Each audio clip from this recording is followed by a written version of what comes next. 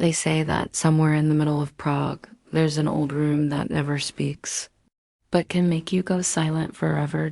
My name is Marcel. I'm an Indonesian student lucky enough to get a full scholarship to study history in Prague, Czech Republic. Ever since I was a kid, I've loved reading about history, and the Czech Republic is one of the countries with the darkest and most mysterious pasts in Europe. When I found out I got accepted, I was beyond excited. Not just because I'd be studying abroad, but because I'd finally get to see, with my own eyes, the places I'd only read about in books or seen in documentaries. During my first year, I stayed in a student dorm with other international students. It was noisy, sometimes chaotic, but kind of fun. But by the second year, I wanted to find a quieter place to live. First, because I was starting my thesis and needed peace and quiet. Second, because I'm naturally an introvert. I'm not antisocial, I just prefer listening to people rather than talking. One day, while scrolling through a forum for Indonesian students in Prague, I found a listing for an apartment. The location was perfect near the National Library and the price, insanely cheap. Rent was only a quarter of the average price for an apartment in that area. I was suspicious at first because when something's that cheap, there's usually a catch. But the post was from a fellow Indonesian student, a graduate from my university. That made me feel a little more at ease. He said the apartment had been empty for years and the owner just didn't want it to sit vacant anymore. When I visited the place, yeah, it was old. The building was a 19th century classic, big wooden doors, stone staircases that were slippery in winter, and dim hallway. Lights. But for some reason, I loved it. I've always been into old places. They have a certain historical aroma to them. The walls were still covered in faded cream wallpaper with tiny floral patterns, and the wooden floors creaked with every step. The apartment had 3 rooms, a main bedroom, a small living room, and a tiny room in the corner near the kitchen. But that small room was locked. When I asked, the owner said it was just a storage room and that he'd lost the key. I didn't think much of it. As long as the bedroom and living room were livable, I was good. I moved in a week later. The first few days were normal. I did my schoolwork, read a lot, cooked simple meals, and slept fine. But after about a week, small things started to feel off. On some nights, I'd hear sounds. Footsteps, but not from the hallway or my neighbors. It came from inside the apartment. From the locked room, I tried to ignore it. Maybe rats. Or maybe it was just the wood adjusting to the weather. But it kept happening.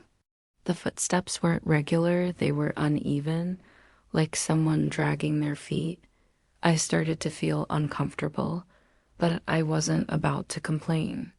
This place was cheap, and I didn't want to move out just because of some weird noises. I distracted myself with thesis work, books, and the occasional coffee hangout with friends. Still, I couldn't stop wondering about that locked room.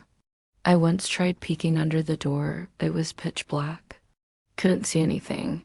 Then I put my ear to the door, curious, and I swear, I heard breathing, not deep breathing. More like a faint wheeze, like no person sleeping.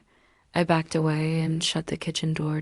From that night on, I avoided going near that room, but the sounds didn't stop. In fact, they became more frequent. At night, when everything was dark and the city was quiet, I would hear whispers from behind that door, not in Indonesian, not in Czech. The voice was so soft, like wind, but somehow I could still hear it clearly. And one night, the whisper turned into a woman's voice. "Nie otwierać," she said. I grabbed my phone and opened Google Translate. It was Czech. It meant "don't open." I froze. That wasn't a dream.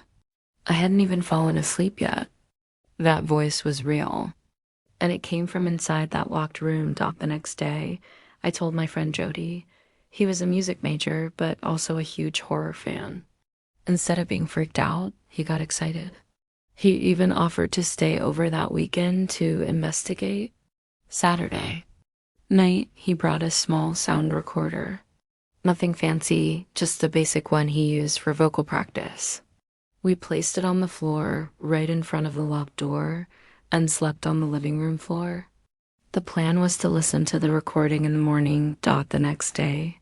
We played it back. The first 30 minutes were nothing, just us chatting, moving things around, setting up blankets. Then around 1 a.m., we heard it footsteps, then silence. Then 3 knocks. Knock, knock, knock. We stared at each other. We hadn't heard anything in real life. We slept through it. But the recording was clear. Then came the whispering. Very faint at first, then louder. A woman's voice. But the language, it wasn't Czech. It wasn't English. We couldn't understand it. In the final minute, the voice changed. It became a cry, not loud, more like a soft sob held back. Then clicked, the recorder turned off by itself. Jody stopped the recording. Dude, this place is seriously creepy. I'm not staying over again. He laughed, but I could tell he was rattled. That night, I was alone again. And that's when I had the dream. In the dream, I was inside the locked room. It was small, dusty, with a single wooden chair in the middle. There was a tiny window above, covered with a black cloth. In the corner stood a woman. Her clothes were tattered, hair long and covering her face. She didn't move, but I could hear her whispering. You've heard it. Now be silent. I woke up gasping. My body was soaked in sweat. I thought it was just a nightmare. But when I got up from bed, I noticed something strange. Under the locked door, there was a thin piece of paper, like a torn page from an old journal. Faded ink. I picked it up slowly. The paper smelled musty, but the scariest part, the message was in Indonesian. Just 3 words. Don't be me.